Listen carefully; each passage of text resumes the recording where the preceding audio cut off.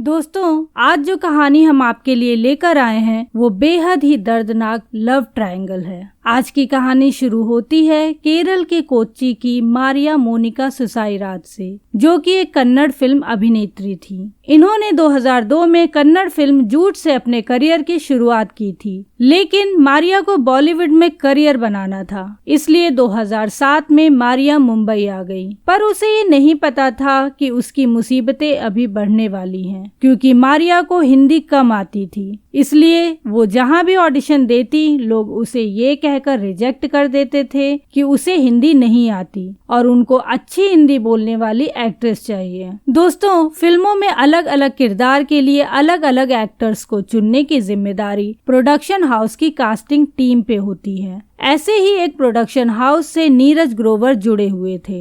एक दिन एक टीवी सीरियल के ऑडिशन में मारिया की मुलाकात नीरज से हुई। नीरज वहां नए कलाकारों का ऑडिशन टेस्ट ले रहा था। नीरज ने मारिया से भी कुछ सवाल पूछे।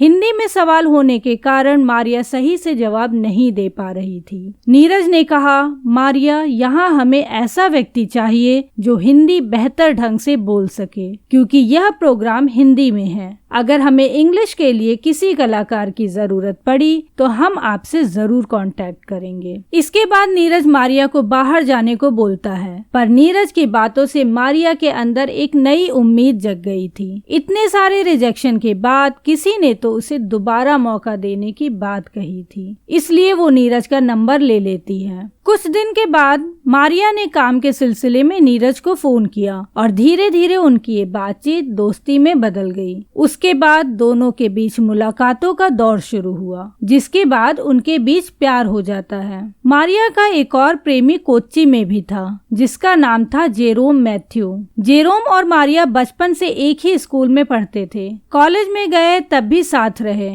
लेकिन इसके बाद जेरोम ने नेवी ज्वाइन कर ली और मारिया कन्नड़ फिल्मों में काम करने लगी। मारिया ने जेरोम को नीरज से हुई दोस्ती के बारे में बताया था, पर प्यार के बारे में नहीं बताया। जेरोम को ये दोस्ती एकदम पसंद नहीं थी, लेकिन मारिया के काम की वजह से वह कुछ बोलता भी नहीं था। 6 मई 2008 को मारिया ने मुंबई के मलाड इलाके में एक नया फ्लैट लिया। मारिया ने नीरज से घर शिफ्ट करवाने में मदद मांगी, तो नीरज भी चला आया। रात 10 बजे मारिया को जेरोम का फोन आया। बातचीत के दौरान जेरोम को किसी आदमी की आवाज आई, क्योंकि दूसरी तरफ नीरज भी किसी से फोन पर बात कर रहा था। जेरोम ने मारिया से पूछा, नीरज है क्या? मारिया ने कहा, नहीं। इतना कहने के बाद मारिया ने फोन काट दिया। रात करीब 11:30 बजे जेरोम ने दोबारा फोन किया और पूछा, क्या नीरज अपने घर चला गया? इस पर मारिया फोन स्विच ऑफ कर देती है। मारिया के फोन स्विच ऑफ करने से जेरोम को मारिया पे शक होने लगा। जेरोम उसी रात 3 बजे की फ्लाइट से मुंबई आ गया। मारिया ने उसे नए फ्लैट का पता बताया था, इसलिए जेरोम को मारिया के फ्लैट तक पहुंचने में कोई दिक्कत नहीं हुई। सुबह 7:30 बजे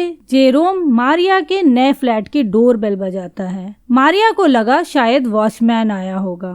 जब मारिया ने दरवाजा खोला तो उसके होश उड़ गए। सामने जेरोम मैथ्यू खड़ा था। वह बिना कुछ बोले अंदर आया तो देखा नीरज ग्रोवर मारिया के बेड पर लेटा हुआ था। गुस्से से तमतमाए जेरोम ने किचन से चाकू लिया और नीरज पर ताबड़तोड़ वार शुरू कर दिया। इस दौरान मारिया ने बचाने की कोशिश की तो जेरोम ने उसे भी दूर झटक दिया। जेरोम के चाकुओं के वार से नीरज की मौत हो गई।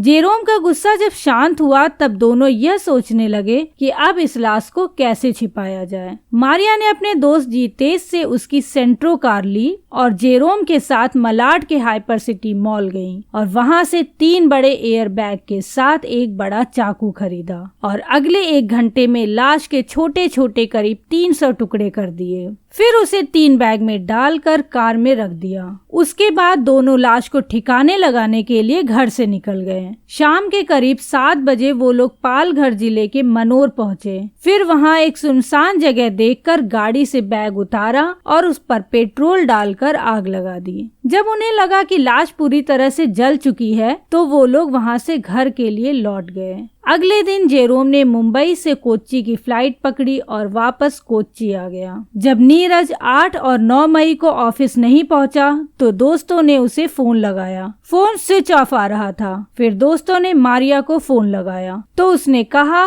7 मई को शिफ्टिंग करने के बाद नीरज अपने घर चला गया था। उसके बाद उसे भी नहीं पता। दूसरी तरफ परिवार वालों को भी नीरज के गायब होने की खबर लग गई थी। पिता अमरनाथ ग्रोवर और मां नीलम ग्रोवर ने परेशान होकर पुलिस में नीरज के लापता होने की रिपोर्ट लिखवाई। पुलिस ने जांच शुरू की तो नीरज के मोबाइल की लोकेशन मारिया के फ्लैट पर दिखा रही थी। पुलिस जब मारिया के घर पहुंची तो मारिया ने ये कहकर पुलिस को गुमराह किया कि नीरज शिफ्टिंग के दौरान अपना फोन यहीं भूल गया था। लेकिन पुलिस वाले इतनी आसानी से कहां मानने वाले थे। आसपास में थोड़ी और पूछताछ की तो उन्हें वहां के वॉचमैन ने बताया कि मारिया के घर पे 7 मई की सुबह में कोई आया था और शाम को वो और मारिया 3 बड़े बैग लेकर बाहर गए थे और वापस खाली हाथ आए। इसके बाद पुलिस का पूरा शक मारिया पर गया, लेकिन पुलिस बिना सबूत के पूछताछ कैसे करती। इसलिए मारिया की कॉल डिटेल निकाली और फिर पुलिस वालों ने मारिया के साथ सख्ती से पूछताछ की तो मारिया ने सारा सच कबूल लिया। जेरोम को कोच्चि से गिरफ्तार किया गया और जिस गाड़ी से लाश को ले जाया गया था पुलिस वालों ने उसे भी कब्जे में लेकर फॉरेंसिक जांच के लिए भेज दिया। उसकी जांच हुई तो उसमें खून के धब्बे मिले। फॉरेंसिक टीम ने सारे जरूरी सबूत इकट्ठा किए और उसे कोर्ट में जमा कर दिया।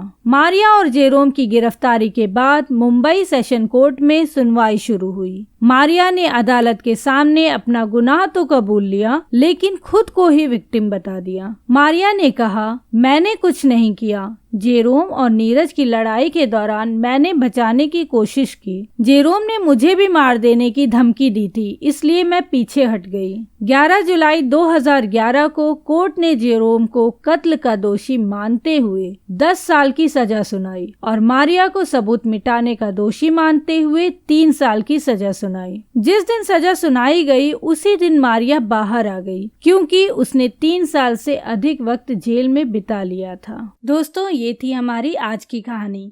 हमारी कहानी आपको कैसी लगी कृपया हमें कमेंट करके जरूर बताएं और हमारे चैनल को सब्सक्राइब एंड शेयर जरूर करें। मिलते हैं फिर अगली कहानी में। तब तक के लिए बाय बाय, टेक केयर।